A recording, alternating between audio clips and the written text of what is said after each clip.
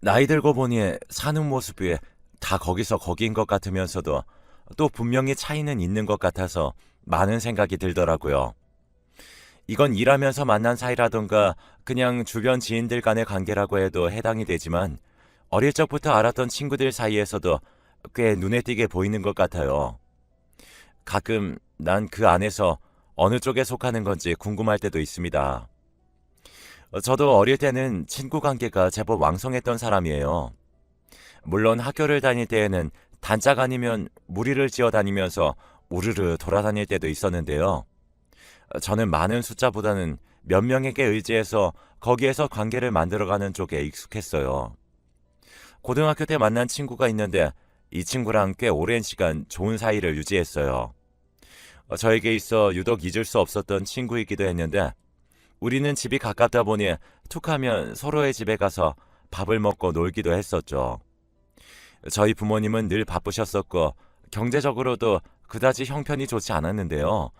외동아들인 저는 그냥 늘 집에서 혼자 밥을 대충 먹고 시간을 보낼 때가 많았어요. 그런데 이 친구를 만나고 나니 집도 가깝고 늘 가족이 모여서 밥 먹는 분위기라서 자꾸 놀러 가고 싶더라고요.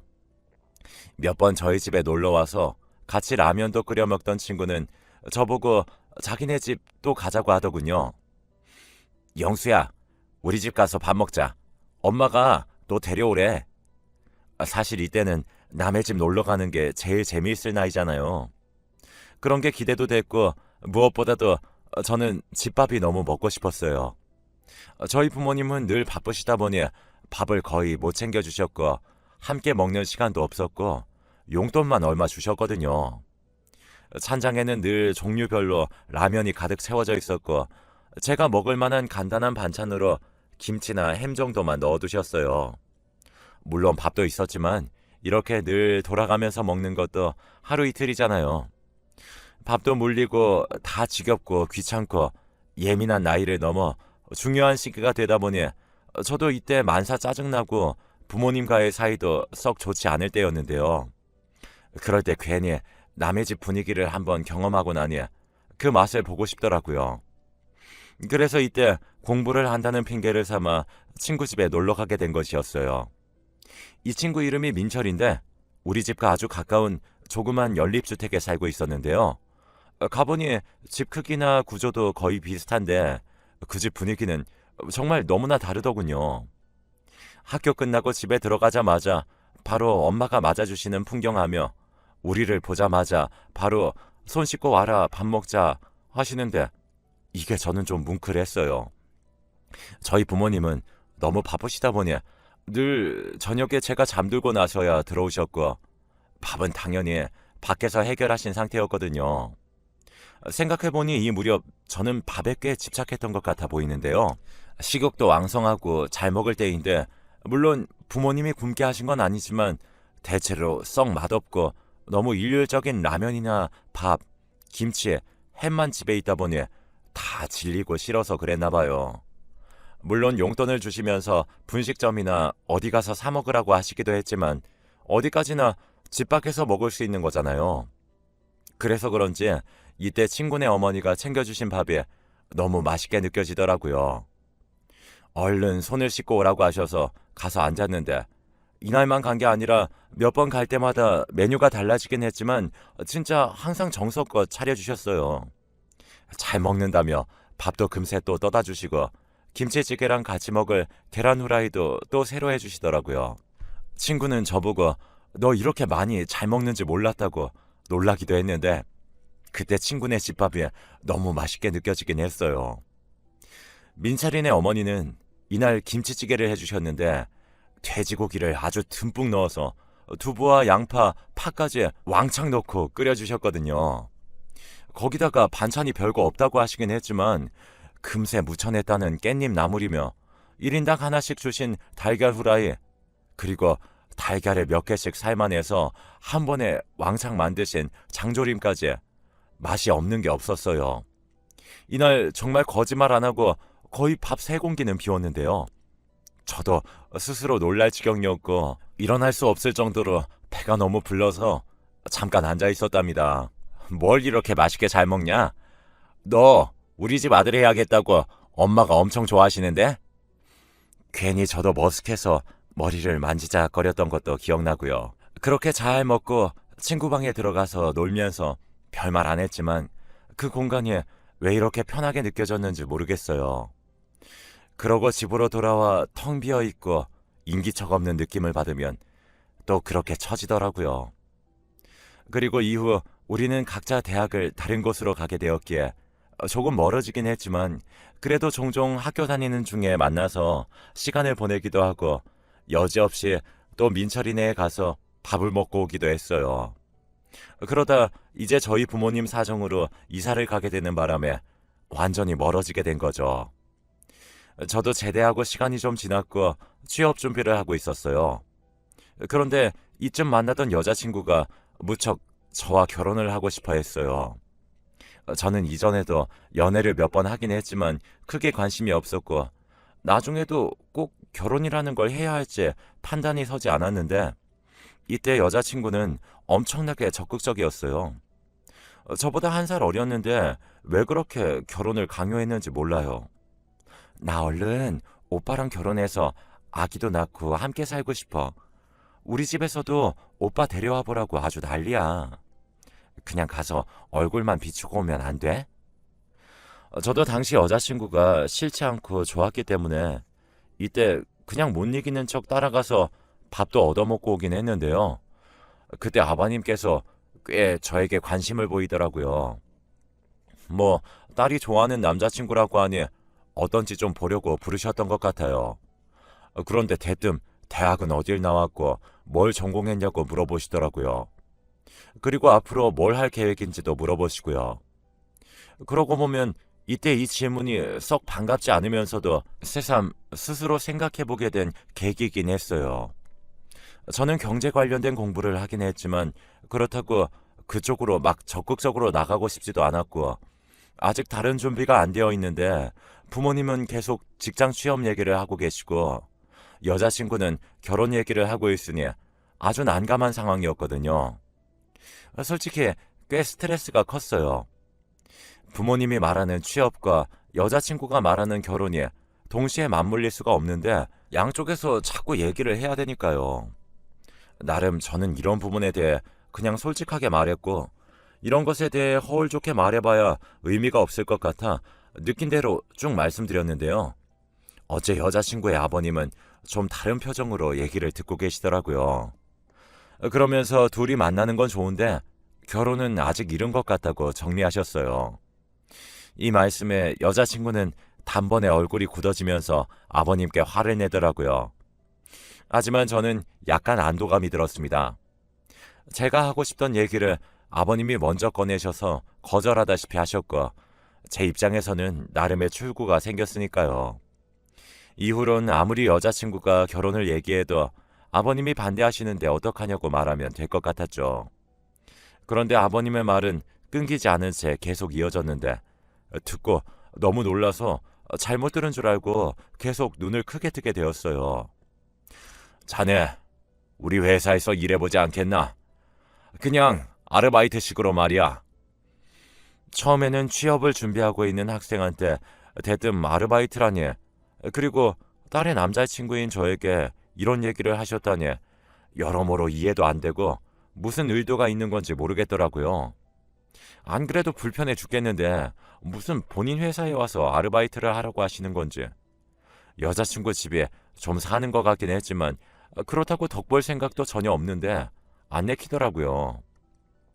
제 표정을 읽으셨는지 대강 거기서 무슨 일을 해야 하는지 말씀해 주시는데 그게 또 썩 나쁘지만은 않게 보였어요.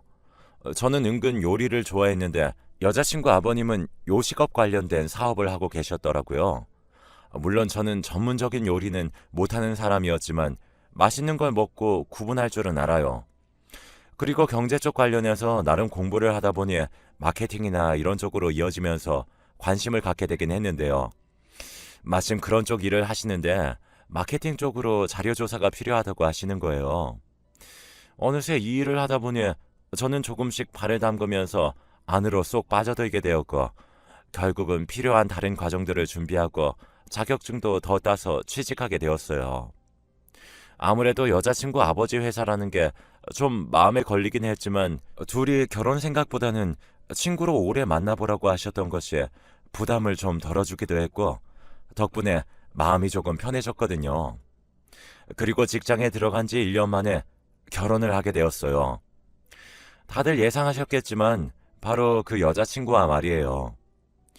눈 깜짝할 새 상견례며 식장 예약이며 결혼식까지 빠르게 진행되었어요. 이후의 삶은 왠지 모르게 좀 서운할 정도로 힘이 들더군요.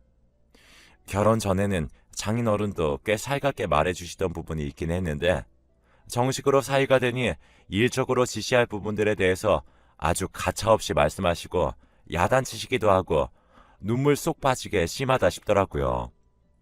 슬슬 스트레스를 받고 있다가 갈수록 무시하듯 툭툭 던지는 말씀을 듣고 있자니 저도 오기가 생겼죠.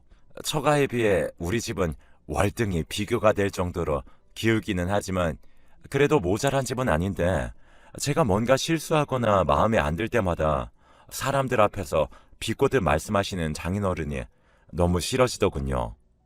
물론 감사한 부분도 있었지만 제가 좀 더 무리해서라도 꼭 비등한 관계, 아니 그보다 더 높은 쪽으로 성공하고 싶더라고요. 이후로 새벽부터 저녁 늦게까지 그야말로 이 악물고 틈틈이 공부했고 지금 회사에서 하고 있는 식당들을 좀 더 홍보하며 늘려갈 수 있는 방법들을 뛰어다니며 조사하게 되었어요. 오래도록 음식 사업을 하신 장인어른도 나름의 노하우가 있으시고 대단한 실력이 있으시지만 그걸 요즘 시대에 맞게 풀어내서 마케팅을 잘 해나가는 건 제가 더 잘할 수 있지 않을까 싶었거든요. 실제로 제가 별 관심 없이 아르바이트 제의를 받았을 때도 그때 장인어른이 무심결에 얘기를 하셨던 것이기도 하고요. 그런데 막상 써보면 괜찮을 줄 알았더니 사의로 드리면 더 일을 똑바로 할 줄 알았더니 영 맹물이라면서 무시를 하시니까 오기가 바짝 생겼죠. 그렇게 일을 점점 늘리게 되었고 나중에 회사 안에서도 저의 입지가 조금씩 생겨나더라고요. 그리고 아주 많은 시간이 흐르고 또 흘러 제가 관여했던 일들이 다 전반적으로 잘 풀려서 꽤 성공하게 되었어요. 그제서야 장인어른의 끊이지 않던 볼멘 소리에 불평들이 더 이상 제게 안 들리게 되더군요. 하지만 그렇게 바쁘게 사는 동안 아내에게 썩 잘해주지 못했고 내 가정을 무턱대고 꾸려놓고 제대로 챙기지 못한 것 같아 그에 대한 후회도 있었어요. 이런 복합적인 감정, 후회들이 밀려와 왜 내 인생은 뭔가 자꾸 누가 정해놓은 것에 끌려가듯 가는 걸까 회의도 들더군요. 그러던 차에 저는 저의 이 공허한 마음으로 뭔가가 대뜸 쏙 들어오는 경험을 하게 되었습니다. 그날도 제가 여기저기 시차를 나가서 좀 알아보다가 출출해서 근처 식당에 들어가서 식당을 하게 되었어요. 어쩌다 보니 점심시간을 훌쩍 넘겨버린지라 얼른 허기를 채울 수 있는 곳이면 좋겠다는 생각으로 들어갔는데요. 평소 한식을 좋아하는 편이라 바로 앞쪽에 웬 작은 국수집이 있어서 들어가게 되었죠. 앉아서 메뉴판을 살펴보고 있는데 나와서 주문받는 사람이 얼굴이 왠지 모르게 낯이 익더군요. 괜히 저도 힐끔 약간 보게 되다가 거의 국물을 다 들이킬 쯤에 확신이 왔어요. 아무리 봐도 제가 아는 얼굴이 맞았고 그쪽도 저를 보는 게 뭔가 알아챈 듯한 느낌이더라고요. 그런데 혹시 몰라서 잠깐 멈춰 있었는데 다행히 그쪽이 먼저 와서 말을 걸었어요. 저 혹시 김영수 씨 아닌가요? 땡땡동 땡땡고등학교 다녔던. 역시나 맞았어요. 제가 생각했던 민철이가 맞았던 겁니다. 저는 얼른 입을 닫고 일어서서 손을 내밀고 악수를 했고 왠지 어색하면서도 반가워서 어쩔 줄을 몰랐어요. 맞다고, 내가 맞다고 몇 번이나 얘기하면서 그 손을 계속 맞잡고 둘이 그렇게 서 있기만 했는데요. 잠깐 얘기할 시간이 있냐고 물어봤는데 안쪽에서 사장인 듯한 사람의 표정이 썩 좋지만은 않은 거예요. 왠지 눈치가 보여서 연락처만 받고 그대로 돌아오게 되었는데 나오면서도 자꾸 가게 쪽으로 시선이 가더군요. 민철이는 너무 반가웠는데 30년이란 시간이 지나 만나게 된 친구의 얼굴은 어쩐지 인상이 좀 변해 있어서 말이에요. 그래도 간만에 이런 보물 같은 발견을 해서 얼마나 좋던지 저도 모르게 차에 앉아 옛 생각에 잠겨 잠깐 있게 됐는데요.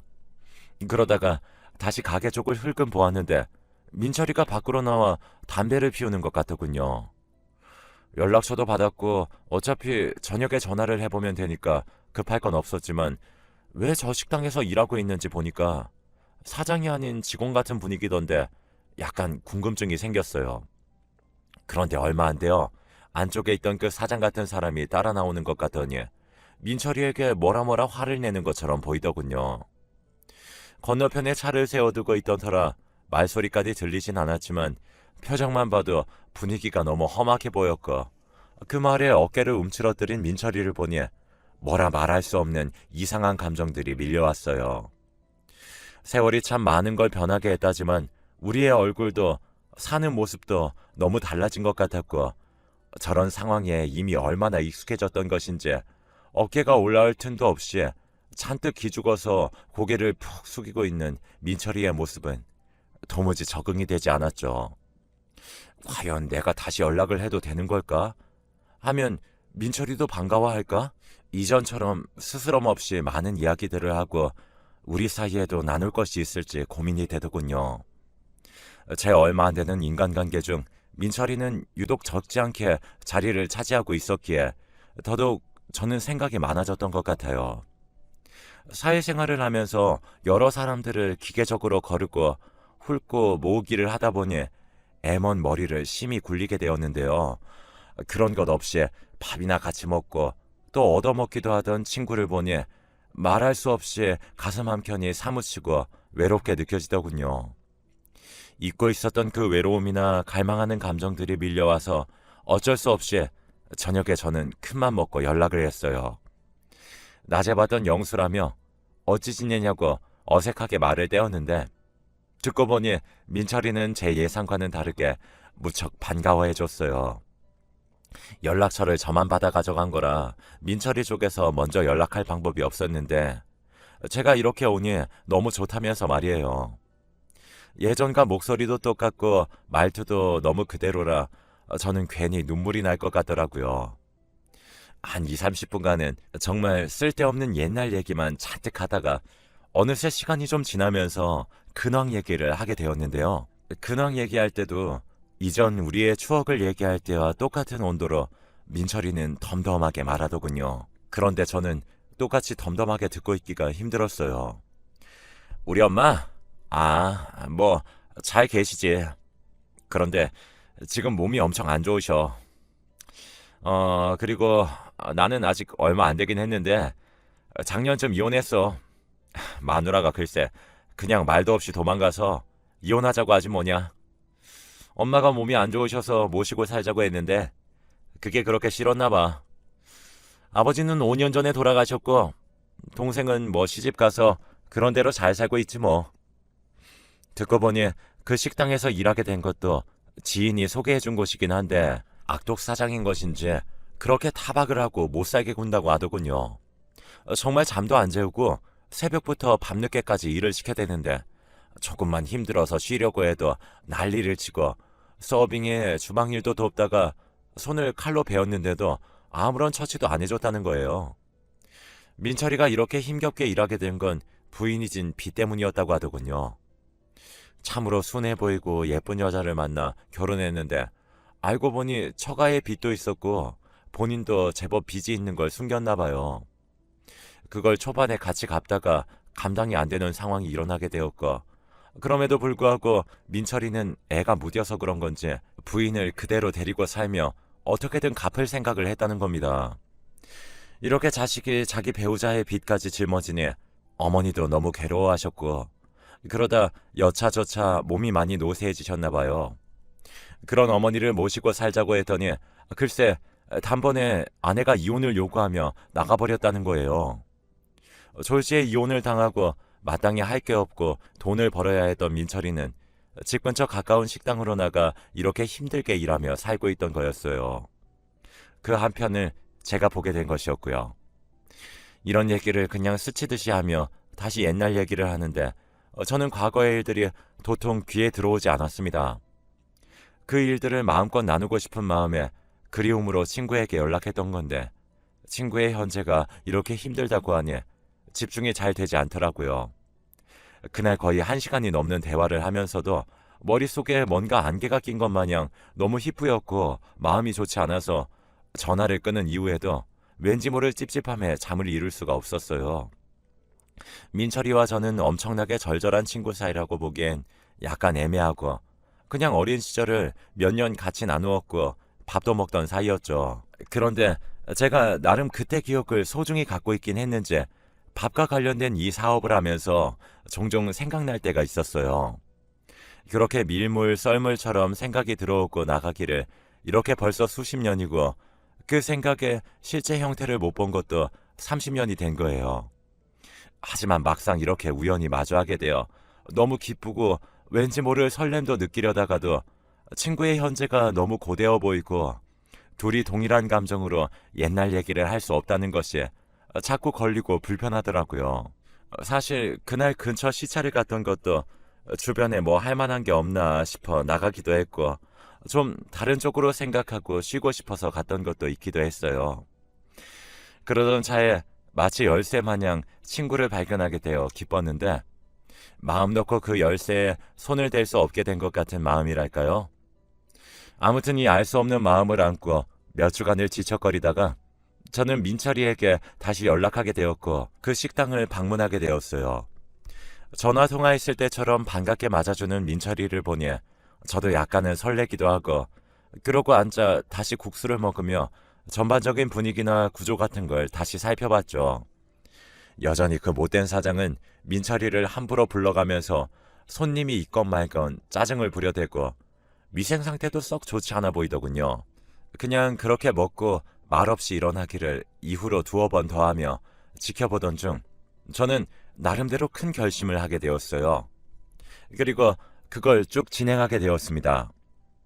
한번 결심해서 어느 정도 가닥이 보이고 특별히 큰 손해가 없겠다 싶을 때 저는 가차없이 밀어붙이는 편인데요. 당연히 저의 이익을 위한 행동이었죠. 바로 민철이가 일하고 있는 그 국수집을 제가 인수해서 우리 회사에서 하고 있는 사업 몇 개 중 좀 비슷하면서도 괜찮은 것을 골라서 그쪽에 프랜차이즈 매장을 내기로 했습니다.